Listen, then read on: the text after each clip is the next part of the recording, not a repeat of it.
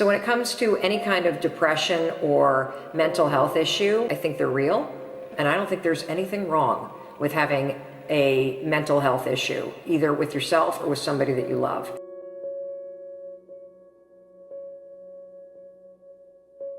If you have depression, if you have anxiety, if you have post-traumatic stress disorder, if you have any kind of mental health condition, it's nothing to be ashamed of, and it's nothing to hide, and it's something to hit head on with. There's one thing that if you did every single day, no joke, it would make an extraordinary difference in whatever mental health issue you're struggling with, and that is exercise. And the reason why I say this is not based on my own personal experience. It's based on the fact that I think it's the American Psychiatric Association. This is coming from Dr. John Rady. This is his area of expertise. And one of the things that they now mandate as a diagnosis for anybody with depression or anxiety, or any mental illness, frankly, is you've got to exercise every day. And the reason you've got to exercise every day is because what we know about human beings is that when you physically move, your physiology changes, and that changes your brain. Getting your heart rate up, getting outside, breathing, feeling connected, getting out of your house, which may make you feel depressed and trapped. Doing that every day, that physical push. You don't have to run. You don't have to go to an aerobic class. Get outside with your dog in the woods. Walk with a good friend for 2 or 3 miles. Doing that every single day not only moves your body, which changes your mind, it gets you out of your physical environment, which is one of the things that people with depression tend to have a hard time doing. And it also creates a bit of momentum and a bit of a routine in your life. You take on just that single thing. Get outside and exercise every single day as if your life depends upon it, because you know what? It does. Your brain needs it, your body needs it, your mental health needs it. What if your time in the darkness of your wilderness, away from the world, was the season of your greatest growth? What if those times were actually being productive in a different way, where you're actually producing not in the world, but producing within yourself, producing strength, producing new insights, producing new ideas, producing new capabilities, producing new energies, producing new emotions, shifting from fear to love? Because when you go through difficult times, what do you really do if you feel your fear and your pain? You release it. It's out of your system. And you grow in love and bravery and strength. What does that do to your craft? What does that do to your power? What does that do to your bravery? What does that do to the light that you bring into the world? You become this incredible force that is undefeatable. And if you're having one of those dark days, it's okay. It's okay. It's okay to feel that darkness. If I start crying, I don't think I'll ever stop.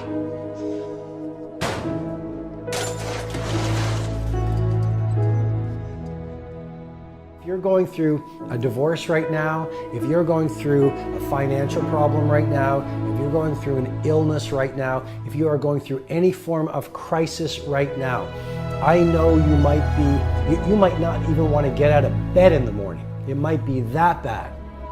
Please remember this: crisis comes to serve the person who wants to use it as fuel. And you have a choice. You can be a victim and you can let it break you, or you can actually ask yourself, how can I use this time in darkness, which will not last, because you know this, dark times never last. The real question is, how can I leverage the pain?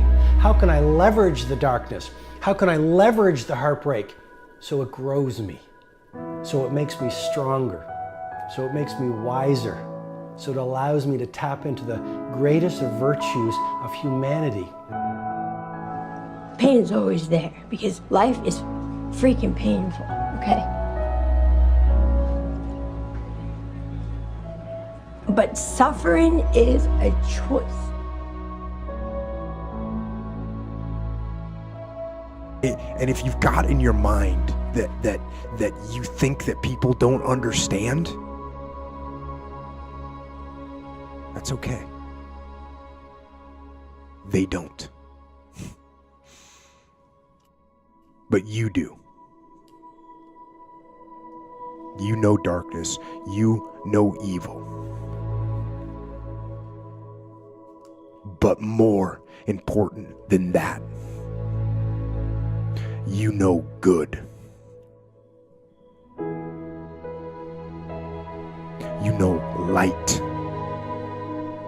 You know laughter and love better than anyone. I remember the past and I learn from it. I rejoice and celebrate in the present, and I reimagine the future. If you are victimized by your thoughts, you're victimized by your past. I use memories, but I do not allow memories to use me. The first thing is to recognize that what's happening is not a punishment, that it's actually an opportunity. What most people do is pretend that it's not there, pretend that it doesn't exist, or try and do something to avoid feeling it. Please trust that it is leading you to something greater, and know that. Use your pain as an instrument for your greatest growth. So, embrace that darkness. And in those moments then, when you can actually just embrace it and accept it, 5 years from now and 10 years from now, when you look back on it, you'll see it as a pivotal moment in your development. Own it. Don't look away from it. Don't bury it in booze or in pills. Live your life. Embrace your life. With physical activity and with nature and with jujitsu and with sun and with laughter and guitar and good memories and creativity and discipline. Discipline yourself so you can free yourself and move forward into the future. Because you know, as you're going through a difficult time right now, I promise you, I assure you, the clouds will lift. Right? There is sunlight above the clouds. You're just looking at the clouds right now. And they will lift, and crisis has come to teach you the big lesson you're meant to learn to move to your next level in the next chapter of your greatest life. There is an invisible hand at play, whether you feel it or not. And maybe I am the servant of information to remind you in this moment right now, what you're experiencing doesn't feel good, but it is good. Please remember that you are built to shine. Great things are coming your way. You are not average. The darkness will pass. World class is coming, and you are meant to fly. In life, you will run across disappointments. You sure will. You'll run across things that happen in your life that are so wrong. But I have a little saying. In the end, everything will be okay. And if it's not okay, it's not the end. I want you to close your eyes, please.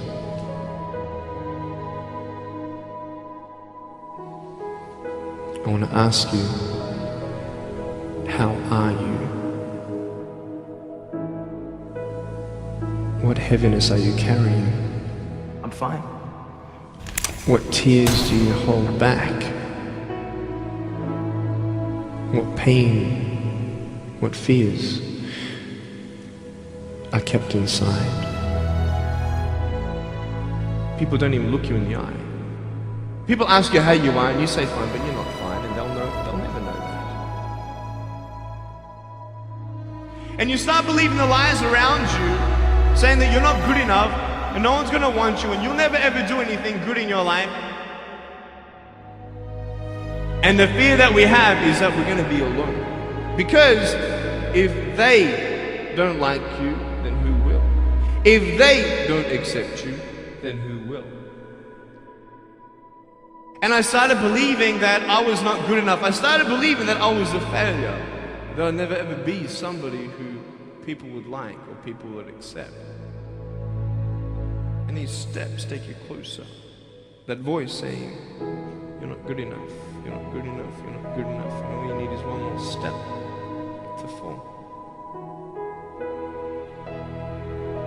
So you have a choice to know which step you're going to take today.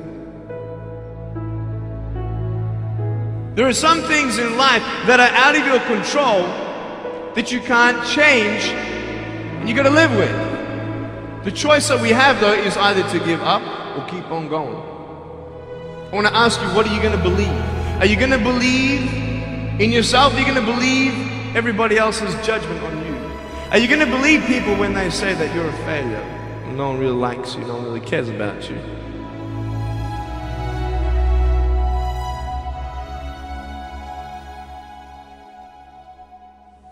You don't have to hold on to those fears. You just take one step at a time.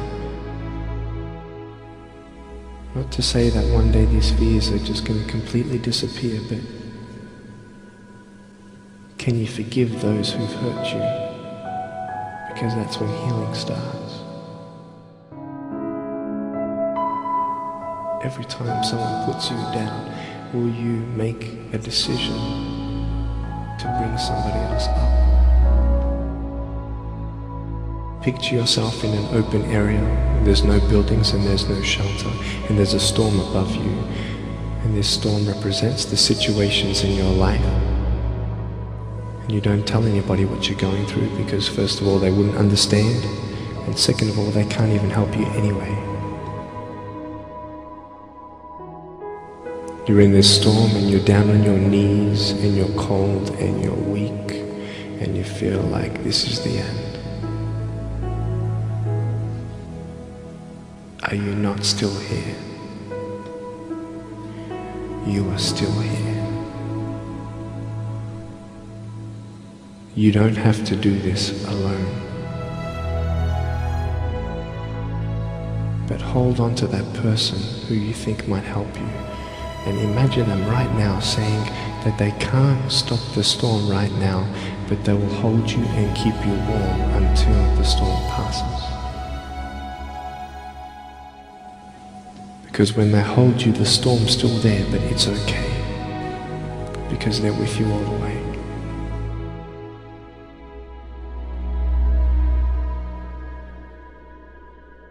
But I tell you, there are some times in life where you fall down and you feel like you don't have the strength to get back up. Give up or get up. When you fail, try again. And it's not the end until you've given up. And just the fact that you're here should persuade you that you have another chance to get back up. There's still hope.